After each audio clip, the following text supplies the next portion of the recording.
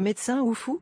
Un médecin audacieux a risqué sa vie pour prouver l'efficacité d'un nouveau traitement en s'injectant volontairement un poison mortel. À une époque où la science médicale était confrontée à de nombreux scepticismes, ce médecin a choisi de faire de son propre corps le laboratoire ultime. Son pari?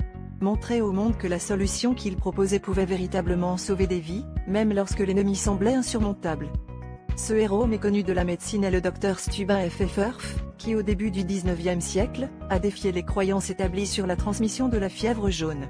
À l'époque, la fièvre jaune était une maladie redoutée, responsable de nombreuses épidémies mortelles. La théorie dominante était qu'elle se propageait par contact direct avec les victimes.